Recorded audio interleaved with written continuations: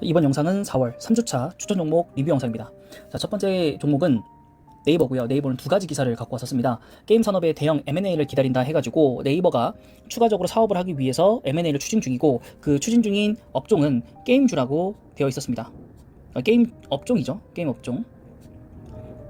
자, 네이버 같은 경우에는 2013년도에 NHN을 인적 분할해서 내보내면서 게임에 대해서 사업성을 좀 접었는데요. 이제 P2E, 메타버스, NFT 이런 계열로서 사업이 변화하다 보니까 이제 필요하게 된 거죠. 게임의 영역이. 그래서 다시 한번 지금 물색을 하고 있는 중이고, 아직까지는 얘기 없는 걸로 봐서는 확정이나 뭐 이런 것들이 안 된 것 같고요. 연말쯤 가서 이제 결정이 되지 않을까라고 생각이 좀 됩니다. 그 전까지는 이제 네이버가 가지고 있는 모멘텀들이 사실은 그렇게 강한 게 없기 때문에 지금 하락을 말릴 수 있는 건 없을 것 같고, 이게 다시 한번 코스피 시장과 코스닥 시장이 다시 자금이 유입이 되면 대형주부터 움직이기 시작하니까요. 그거에 맞게끔 올라오지 않을까라는 생각을 합니다. 그래서 오히려 신규주도 분들 같은 경우에 이럴 때 과감하게 들어가지 못하셨기 때문에 지금 1년 만에 내려온 거거든요. 이때 매수해서 올라갈 때까지 꾸준히 좀 매수를 하는 그런 상황으로 좀 보시면 될 것 같습니다. 그래도 우리가 이미 많이 내려온 상황에서 지금 네이버를 봤기 때문에 저는 뭐 매수를 해도 충분히 가능성이 있는 가격대이지 않나 싶고, 코스피 6인 회사고요. 시가총액 45조입니다.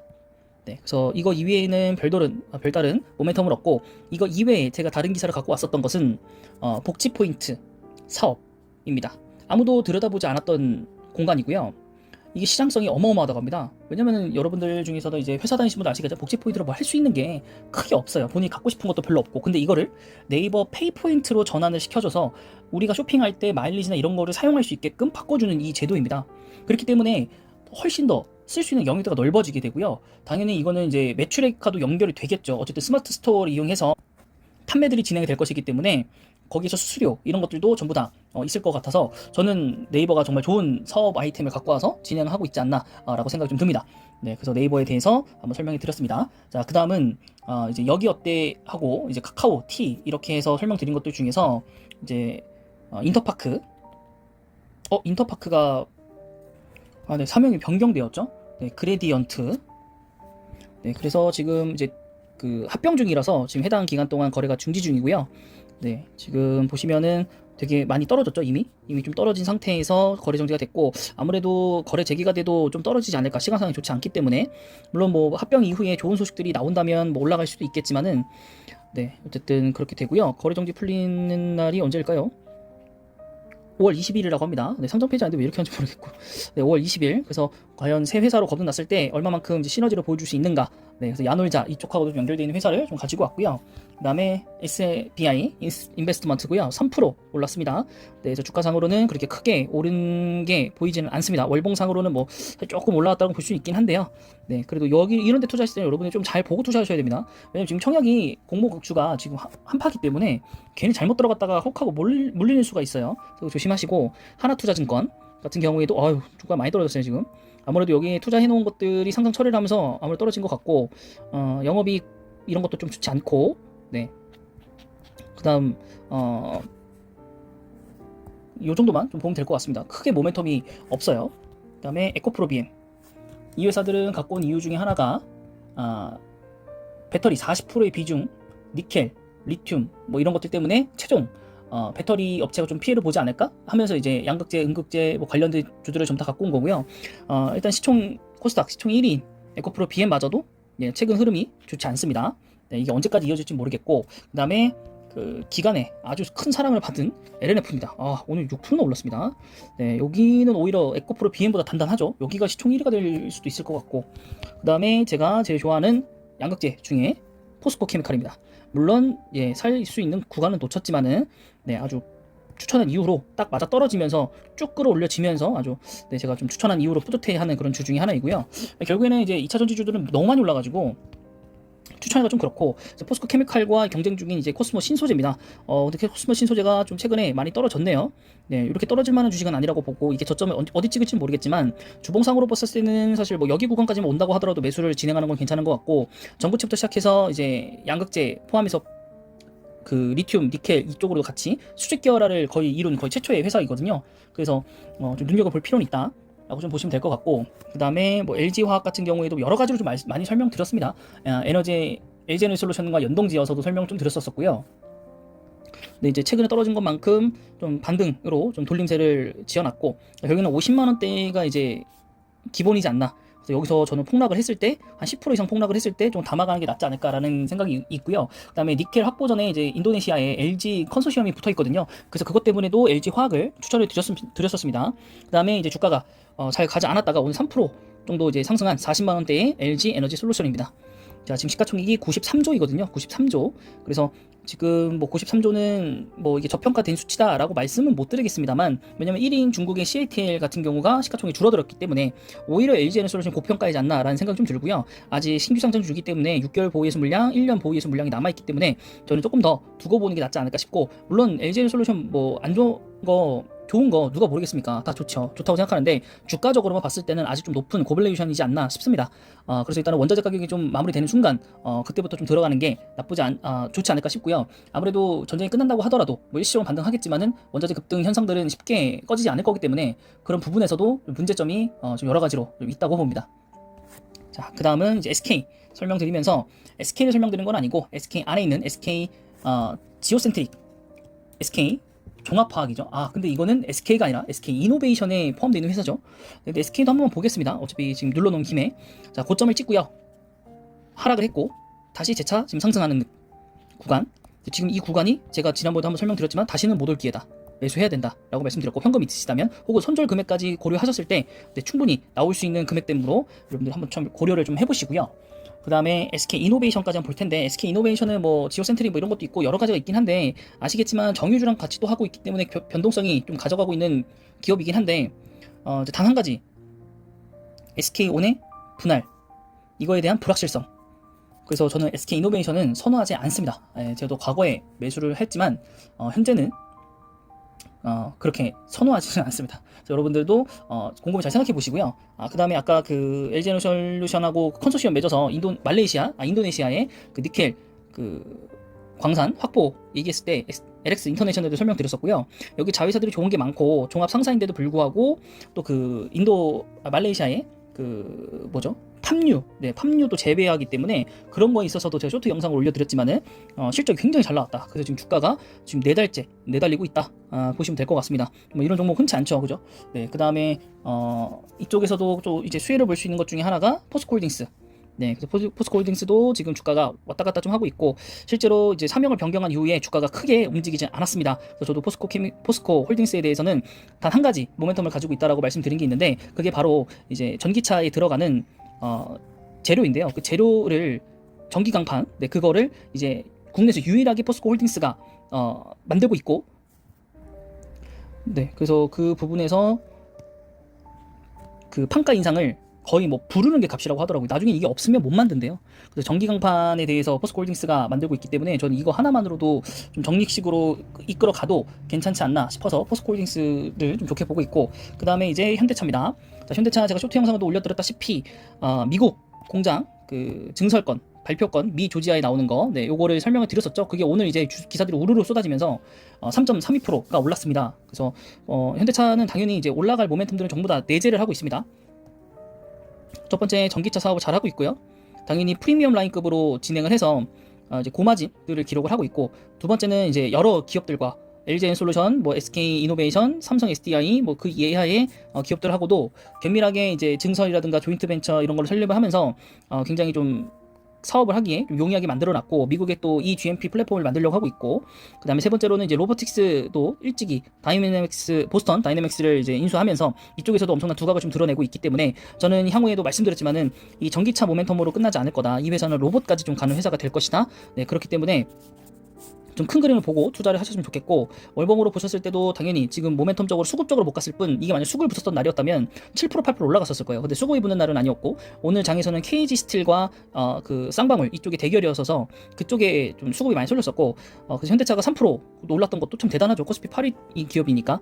네, 그래서 저는 향후에는 무조건 20만 원대까지는 무조건 올라가 있을 거라고 보고요. 거기서부터 이제 얼마큼 더 올라갈지는 이제 시장에서 현대차를 얼마만큼 재평가하느냐, 그리고 실적이 얼마큼 뒷받쳐 주느냐에 따라서 저는 25만 원 선에서 움직일 거라고 봅니다. 실적이 다시 한번 이제 제자리를 돌아온다면, 이게 이제 그 실적 때문에 내려온 거거든요. 근데 실적이 공급망 때문에 그랬던 거니까 아무리 그런 것들이 해제가 되고 전기차에 대해서 보급률이 점점 더 올라가고 전기차 충전소 사업 이런 것도 등등등 하게 되다 보면 또 UAM 사업까지 UAM 사업도 있죠. UAM. 그럼 30만 원 이상은 좀 간다고 봅니다. 그래서 여러분들이 좀 저평가일 때 좀 싸게 좀 매수를 좀 하시기 바라고. 네. 그다음에 이제 그 엔데믹이 시작해서 뭐 화장품 유통주, 컨텐츠주 이렇게 설명을 드렸었는데, 화장품주는 이제 종목마다 너무 많이 달라졌고요. 그다음에 이제 유통이나 이제 그 컨텐츠 부분인데, 우선 이 부분은 추천을 좀 안 드리도록 하겠습니다. 너무 많은 종목을 제가 추천드렸었고, 특히나 화장품주에서는 LG생활건강이 정말 많이 떨어졌었고요. 다들 아시겠지만, 네, 그리고 나머지 주주도 그렇게 크게 움직이진 않았습니다. 네, 그래서 우선적으로 봤었을 때는 이제 좀 향후에도 또 나올 모멘텀이라 좀 지나가도록 하고요. K조선, 네, 하면서 제가 그 조선사들을 전부 다 다뤄드렸던 적이 있습니다. 첫 번째 이제 현대중공업이죠.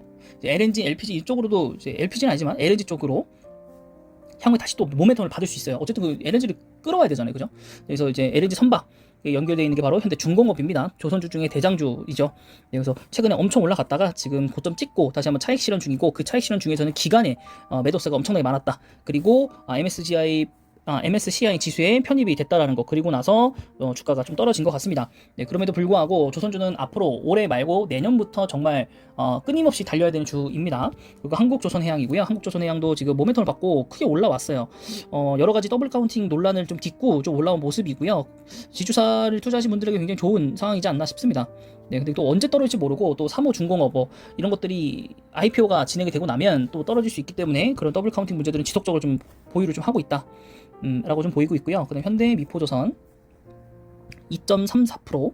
네, 여기도 이미 좀 고점인 위치이고, 그다음에 대우조선해양 같은 경우에 기업 결합이 실패가 되고 나서 주가가 다시 한번 좀 꽂히고 밑으로 좀 꽂히고 있는데, 물론 실적 부분 때문에 뭐 지지는 한두 번 정도 받고는 있지만 이게 다시 언제 저점을 찍으러 갈지는 좀 미지수이긴 하네요. 자, 그다음은 삼성중공업입니다. 제가 추천드린 이후에 엄청나게 올라갔었고요. 물론 다시 한번 좀 떨어지긴 했습니다. 그래서 요 구간만 먹고 나오신 분들 같은 경우는 상관없었겠지만은, 아무래도 떨어지는 이 하루하루 변동폭에 아무래도 손절이나 익절을 못 하신 분들이 굉장히 많으실 거라 생각하고, 근데 어차피 삼성중공업은 제가 말씀드렸지만은 올해 말고 내년부터 갈 주식이에요. 네, 내년부터 실적이 나올 주식이에요. 그래서 저는 내년 1분기 실적 나올 때 4분기 4월, 5월 이럴 때부터 갈 거라고도 보기 때문에, 오히려 다시 한번 내려온 거는 비중 확대의 기회이지 않나 싶습니다.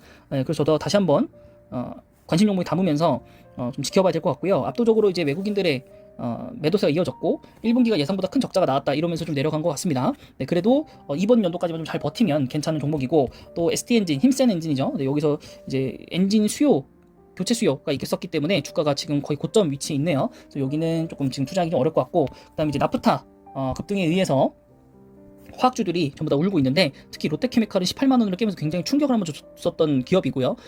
저는 그래서 역사적 저점이기 때문에 롯데케미칼 계속 꾸준히 보고 있습니다. 금액이 생길 때까지 제발 올라가지 마라 이러고 있는데, 결국에는 좀 다른 종목도 다 물려버려가지고 지금 답이 없는 상황인데, 롯데케미칼 정말 좋습니다. 네, 그 SK케미칼 아니죠. 롯데케미칼, 그 롯데 종밀화학 볼 텐데, SK스퀘어가 너무 크게 물려가지고 갑자기, 그죠? 여러분들도 정말 그럴 줄 몰랐습니다. 그죠?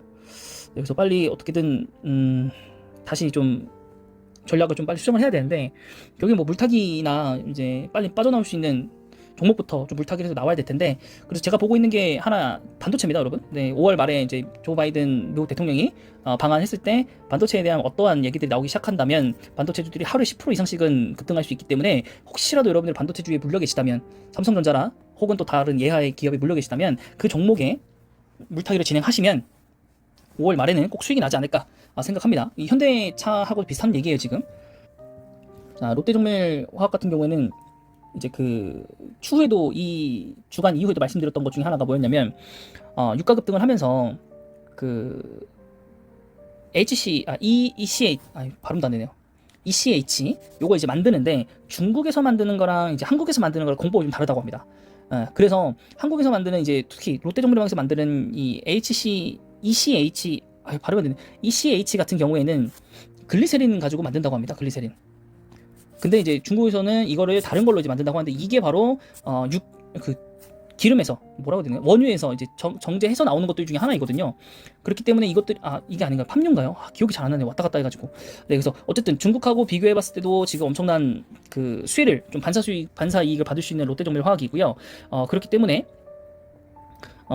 실적이 보장되어 있는데, 문제가 하나가 뭐냐면 지금 파업중입니다. 파업중. 그래서 이거를 빨리 없애야 되는데 지금 타결을 했는지 모르겠네요.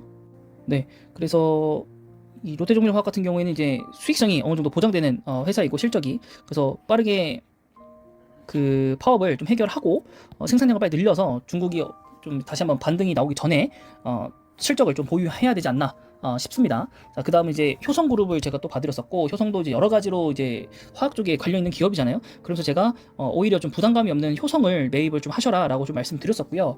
근데 이제 저는 아직까지도 이제 화학주들에 대한 이제 그 시야는 좀 좋지는 않습니다. 그리고 특히 말씀드렸던 것 중에 나프타가 급등을 하면서 에틸렌은 오히려 급락을 해서 선입분기점보다 아래로 내려갔다고 해요. 근데 이런 것들을 다 이용하고 있는 게 화학기업이거든요. 그렇다 보니까 지금 효성화학도 무너진 겁니다. 저점을 깨고 내려갔네요. 제가 굉장히 유심 있게 봤던 기업이고 올해 정말 좋아진다라고 작년에 읽었었던 기억이 있는데, 그때 잠깐 반등하고요. 이때도 반등이었나요? 이때겠죠? 잠깐 반등하고요. 지금 다 떨어졌습니다. 지금 저점을 향해서 지금 달려가고 있고, 그렇기 때문에 오히려 이럴 때 이런 종목을 매수해 놓으시면 나중에라도 시황이 변했을 때 급등을 할 수 있는, 반대로. 그래서 좀 여러분들이 다시 한번 가져가셔야 될 종목이지 않나 싶고요. 효성 TNC는 여기도 마찬가지로 여기도 같이 시황을 따라가는 거니까, 그래서 저는 여기 높이 싸다 보니까 효성 화학을 좀 추천드리는 편이고요. 난 이것도 저것도 너무 부담스럽다, 그럼 효성이라도 여러분 매수하시면 나머지 이 주식들 다 갈 때 모멘텀을 받을 겁니다. 특히 이제 효성 첨단 소재 같은 경우는 곧 이제 수소법 통과로 인해서 주가가 급등할 수 있기 때문에 여러분들 거기에 좀 초점을 좀 맞추시면은 괜찮지 않을까라고 생각이 좀 듭니다. 너무 비싸니까 혹시라도 수소법 조금 연기가 되고 이러면 주가가 폭락할 수 있기 때문에 저라면은 보수적인 관점에서 효성 아니면 효성화학을 천천히 한 주씩 매입하시는 것도 괜찮다고 봅니다. 네, 그래서 오늘 이렇게 쭉 말씀을 좀 드렸었는데, 이제 마지막으로 하나만 더 보고 이제 영상을 마무리 지을 텐데요. LG생활건강도 마지막에 이제 뉴스가 하나 더 있었어요. 마지막에 뉴스가 뭐냐면 우리 북미로 간다, 거침없는 인수라고 해가지고 해외 이제 유명 오래된 기업들을 LG생활건강에서 이제 인수를 좀 하는 영상이었고요. 그래서 그 전부터도 꾸준히 인수를 했었고요. 그래서 결론은 이제 중국 시장에서 이제 북미 시장으로 이제 변경을 합니다. 북미 시장으로. 그래서 보고서 영상에서도 설계를 시켜드렸지만은, 말씀을 또 드렸지만은, 중국 내 매출이 회복이 돼야 하는 게 우선순위고요. 북미에서도 실적이 가세화가 돼서 나오게 되면, 그렇게 된다면 주가가 다시 한번 90만원대, 100만원대까지는 올라오지 않을까. 그렇다고 한다면 우리 현명한 자세는 일단 물타기를 통해서 어느 위치에 여러분 물려 계신지 모르겠지만 100만원까지는 어쨌든 만들어야 되지 않나. 네, 저도 좀 대량으로 좀 매수를 좀 해야만 이제 100만원 근처로 오거든요. 한 700만원 정도? 그래서 저도 지금 이제 계획상으로는, 우선 이제 반도체 보고 있는 게 거기 이제 보유되어 있는 게 한 700만원 정도 됐는데, 그게 이제 5월 말 6월 넘어갔을 때 매도가 성공이 된다면, 수익을 내고 매도가 성공이 된다면 그 부분의 일부 자금을 먼저 반 정도 매수를 좀 해놓고요. 그리고 사실은 2분기 실적도 안 좋을 수도 있다고 했기 때문에 2분기 또 내려갈 수도 있거든요. 그래서 그 자금 좀 잘 갖고 있다가 2분기에 또 내려가면 이제 그때 또 매수를 하면 이제 100만원 이하 딱 떨어지거든요. 그래서 여러분들도 계획을 좀 잘 세워 보시고요. 정말 월봉상으로 말도 안 되는 일이 벌어졌어요. 정말 말도 안 되는 일이 벌어졌고, 주봉상으로도 정말 이게 한숨밖에 안 나오는, 그쵸? 네, 잠깐 좋았죠. 잠깐 사회적 거리두기 때문에. 그 누구 하나도 매수해주지 않고 있는 모습입니다. 네, 100만원 넘던 황제준 때 100만원 밑으로 떨어져줬고, 뭐 NC소프트도 마찬가지고 했지만, 이제 뭐 여행도 풀리고 이제 뭐 사회적 거리두기도 전부 다 이제 끝나고 코로나 물러가게 되면 뭐 어느 정도 좋아지겠지만은, 또 중국이 한번 힘을 발휘할 때 어마어마하게 힘을 쓰는 나라이다 보니까 저는 조금 더 기다려봐도 괜찮지 않을까, 물타기를 진행해도 괜찮지 않을까 하는 관주니까요. 네, 여러분들도 저랑 함께 잘 한번 기다려 보도록 하시죠. 네, 그래서 이번 영상은 여기까지입니다.